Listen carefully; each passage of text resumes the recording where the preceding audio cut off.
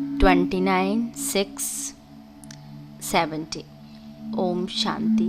अव्यक्त बाप दादा मधुबन। समर्पण का विशाल रूप।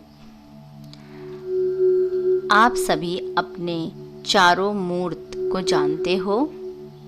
आज बाप दादा हर एक के अभी संगम समय की न कि भविष्य की ही चार मूर्त एक एक में देख रहे हैं। वह चार मूर्त कौन सी हैं? अपनी मूर्त को जानते हो? कोई कोई ने बताया। यह सब जो वर्णन किया, ऐसी मूर्त अब बनी नहीं हो, वह बन गई हो। कब बनेंगे? लास्ट सो फास्ट जाएंगे ऐसा सोचा है, लेकिन लास्ट समय फास्ट जा सकेंगे? जितना बहुत समय से अपने को सफलता मूर्त बनाएंगे, उतना ही बहुत समय वहाँ संपूर्ण राज्य के अधिकारी बनेंगे। समझो, अगर कोई बहुत समय से सफलता मूर्त नहीं बनते हैं, तो उसी अनुसार राज्य का अधिकार भी थोड़े समय ही मिलता है, संपूर्ण समय नहीं मिलता। जो बहुत समय से संपूर्ण बनने के पुरुषार्थ में मगन रहते हैं, वह संपूर्ण समय राज्य के अधिकारी बनते हैं। चार मूर्त कौन सी देख रहे हैं? यह भी संपूर्ण बनने का लक्ष्य है। एक तो देख रहे हैं ज्ञान मूर्त, गुण मूर्त, दान मूर्त और चौथा संपूर्ण सफलता मूर्त। सुनाया था ना कि सर्विस करना अर्थात महादानी बनना। तो हर एक की यह चार मूर्त देख रहे हैं। चार मुख का भी गायन है ना। एक मूर्त में चार मूर्त का साक्षात्कार कराना है सभी को। अगर एक मूर्त भी कम है तो वहाँ भी इतनी कमी पड़ जाती है। जैसे यहाँ साथ में ले जाने वाला सामान बुक कराते हैं तो वहाँ मिल जाता है, ऐसे ही यह भी बुकिंग ऑफिस है। जितना यहाँ बुक करेंगे उतना वहाँ प्राप्ति होगी। यह सोचो कि चार ही मूर्त बने हैं, चार मुखी बने हैं। जितना यहाँ अपनी मूर्त में सर्व बातें धारण करेंगे, उतना ही भविष्य राज्य तो मिलेगा ही। लेकिन द्वापर में जो आपकी जड़ मूर्तियाँ बनेंगी, वह भी इस संगम की मूर्ति प्रमाण ही बनेंगी। समझा? अब संपूर्ण मूर्त बनने के लिए क्या लक्ष्य सामने रखेंगे? जैसे भक्ति वालों को समझाते हो ना कि चित्र को देखकर वह ऐसे किस पुरुषार्थ से बने सो समझो। तो आप संपूर्ण मूर्त बनने के लिए क्या लक्ष्य सामने रखेंगे? उन्होंने क्या लक्ष्य रख? साकार में संपूर्ण लक्ष्य तो एक ही है ना। उसने कर्मातीत बनने के लिए क्या लक्ष्य रखा? किन बातों में संपूर्ण बने? संपूर्ण शब्द कितना विशालता से धारण किया, यह मालूम है। शब्द तो एक ही है संपूर्ण, लेकिन कितना विशाल रूप से धारण कर ऐसे बने। सर्व समर्पण के लक्ष्य से ही संपूर्ण बने। जितना समर्पण उतना संपूर्ण। लेकिन समर्पण का भी विशाल रूप क्या है? जितना विशाल रूप से इसको धारण करेंगे, उतना ही विशाल बुद्धि भी बनते और विश्व के अधिकारी भी बनते। वह विशालता क्या थी? इसमें भी चार बातें हैं। एक तो अपना हर संकल्प समर्पण, दूसरा हर सेकंड समर्पण अर्थात समय समर्पण, तीसरा कर्म भी समर्पण और चौथा संबंध और संपत्ति जो है वह भी समर्पण। सर्व संबंध का भी समर्पण चाहिए। उस संबंध में लौकिक संबंध तो आ ही जाता है, लेकिन यह जो आत्मा और शरीर का संबंध है उसका भी समर्पण। इतने तक संबंध को समर्पण किया है। विनाशी संपत्ति तो कोई बड़ी बात नहीं है, लेकिन जो अविनाशी संपत्ति सुख, शांति, पवित्रता, प्रेम, आनंद की प्राप्ति होती है, जन्मसिद्ध अधिकार के नाते उसको भी और आत्माओं की सेवा में समर्पण कर दिया।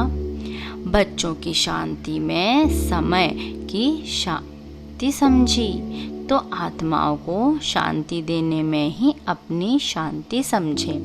यह है लौकिक संपत्ति और साथ साथ ईश्वरीय संपत्ति को भी समर्पण करके अपनी साक्षी स्थिति में रहना। तो समर्पण शब्द का इतना बड़ा विशाल रहस्य है, समझा। ऐसे विशाल रूप से धारण करने वाले ही संपूर्ण मूर्त और सफलता मूर्त बनेंगे। तो समर्पण शब्द कोई साधारण अर्थ से न समझना। लौकिक का समर्पण करना सहज है, लेकिन जो ईश्वरीय प्राप्ति होती है वह भी समर्पण करना, अर्थात महादानी बनना और औरों का शुभ चिंतक बनना। यह नंबरवार यथा योग्य यथा शक्ति होता है। इतने तक समर्पण बनने वाले को संपूर्ण समर्पण कहा जाता है। ऐसे संपूर्ण मूर्त समर्पण मूर्त बने हो, अपनापन बिल्कुल समा जाए। जब कोई चीज किस में समा जाती है तो फिर समान हो जाती है। समाना अर्थात समान हो जाना। तो अपनापन जितना ही समाएंगे उतना ही समानता मूर्त बनेंगे। आप लोग जब अन्य आत्माओं की सेवा करते हो तो क्या लक्ष्य रख करते हो? आप समान बनाने का। आप समान भी नहीं, लेकिन बाप समान बनाना है। आप समान बनाएंगे तो जो आप में कमी होगी वह उनमें भी आ जाएगी। इसलिए अगर संपूर्ण बनना है तो आप समान भी नहीं, लेकिन बाप समान बनाना है। जैसे बाप अपने से भी ऊंच बनाते हैं ना, बाप समान बनाएंगे तो फॉलो फादर हो जाएगा। जैसे बाप ने अपने से ऊंचा बनाया, वैसे अपने से भी ऊंचा बाप समान बनाएंगे। तो गोया फॉलो फादर किया। तो अब आप समान भी नहीं, लेकिन बाप समान बनाना है। अगर अपने लक्ष्य ही आप समान बनाने का रखा तो उन्हों में तो बहुत कमी रह जाएगी, क्योंकि लक्ष्य आपने इतना रखा। इसलिए लक्ष्य सदैव संपूर्णता का रखना है। जो संपूर्ण मूर्त प्रत्यक्ष प्रख्यात हो चुके हैं उसका लक्ष्य नहीं रखना है। जो अब गुप्त हैं, प्रत्यक्षता में नहीं आए हैं, उनका भी लक्ष्य नहीं रख सकते, क्योंकि जैसी एम वैसा ऑब्जेक्ट होता है। तो एम को श्रेष्ठ रखेंगे ताकि प्राप्ति भी श्रेष्ठ होगी। अब तीसरी आँख शिव ऊपर निशाने पर एक टिक लटकी हुई होनी चाहिए। जैसे कोई मग्न अवस्था में होता है तो उनके नयन एक टिक हो जाते हैं ना, वैसे यह तीसरा नेत्र दिव्य बुद्धि का यह नेत्र भी सदैव एक टिक एक रस रहे। एक टिक अर्थात एक में ही टिका हुआ मग्न रूप देखने में आए। तीसरे नेत्र का साक्षात्कार कैसे होगा? मस्तक से। मस्तक में खलक, नैनों में फलक देखने में आएगी। इससे भी पता पड़ेगा कि इनका तीसरा नेत्र मग्न है या युद्ध स्थल में है। जब आँख थोड़ी ठीक नहीं होती है तो पलक घड़ी घड़ी नीचे ऊपर होती रहती है। यह भी तीसरा नेत्र अगर यथार्थ रीति से ठीक होगा, अर्थात दिव्य बुद्धि यथार्थ रीति से स्वच्छ होगी, तो एक टिक होगा।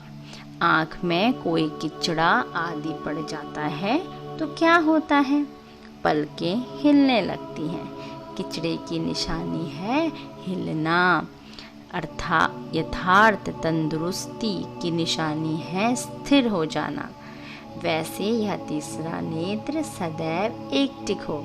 यह साक्षात्कार आपके मस्तक से होगा, नयनों से होगा। तो चेक करो, हमारा तीसरा नेत्र जल्दी जल्दी बंद होता है और खुलता है, वह सदैव खुला ही रहता है। कोई भी याद में मस्त हो जाते हैं तो भी आंखें एक टिक हो जाती हैं। तो यहाँ भी संपूर्ण स्थिति में वही टिक सकेगा जो एक की याद में मग्न होगा, नहीं तो नैनों के माफिक बंद होते खुलते रहेंगे, एक टिक नहीं हो सकेंगे। अगर कोई किचड़ा हो तो जल्दी निकालो, नहीं तो हंसी की बात सुनाए। समझो आपका कोई साक्षात्कार करता है और आपकी मूर्ति नीचे ऊपर होती रहेगी तो क्या साक्षात्कार करेंगे? जैसे फोटो निकालने के समय हिलना बंद कराते हैं ना, अगर हिला तो फोटो खराब। वैसे ही आपकी अवस्था हिलती रहेगी तो क्या साक्षात्कार होगा? जैसे फोटो निकालते समय अपने को कितना स्थिर करते हो, वैसे ही सदैव समझो कि हमारे भक्त हर समय हमारा साक्षात्कार कर रहे हैं। तो साक्षात्कार मूर्त अर्थात स्थिर मूर्त होंगे, नहीं तो भक्तों को साक्षात्कार स्पष्ट नहीं हो। स्पष्ट साक्षात्कार कराने के लिए स्थिर बुद्धि, एक टिक स्थिति आवश्यक है, समझा? अभी से ही भक्त लोग एक एक का साक्षात्कार करेंगे। वह बीज अर्थात संस्कार उन भक्तों की आत्मा में भरेगा, फिर उस संस्कार से मर्ज होंगे और फिर द्वापर में वही संस्कार इमर्ज होगा। जैसे आप समझाते हो ना कि धर्म स्थापक यहाँ से संदेश लेकर भर कर जाएंगे, वही फिर इमर्ज होगा। वैसे आप सभी ने अपने अपने भक्त और प्रजा संस्कार ले जाएगी, फिर उसी प्रमाण इमर्ज होते हैं। अगर भक्तों के सामने स्पष्ट मूर्ति ही नहीं दिखाएंगे तो उनमें वह संस्कार कैसे भरेंगे? यह भी कर्तव्य करना है, सिर्फ प्रजा नहीं बनानी है, साथ साथ भक्तों में भी वह संस्कार भरना है। कितनी प्रजा बननी है, कितने भक्त बने हैं, यह भी मालूम पड़ेगा। भक्तों की माला और प्रजा की माला दोनों प्रत्यक्ष होंगे। हर एक को अपनी दोनों मालाओं का साक्षात्कार होगा। अपना भी साक्षात्कार होगा कि मैं कहाँ माला में पिरोया हुआ हूँ।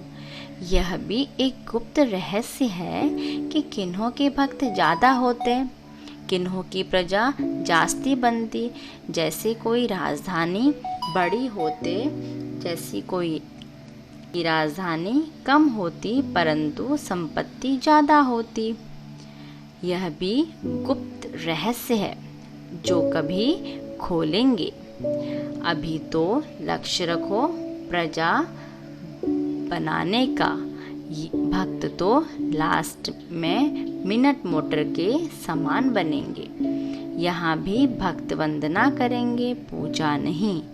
गायन करेंगे, पूजा वही वहाँ करेंगे। यह सब बाद में मालूम पड़ेगा। अच्छा, ओम शांति।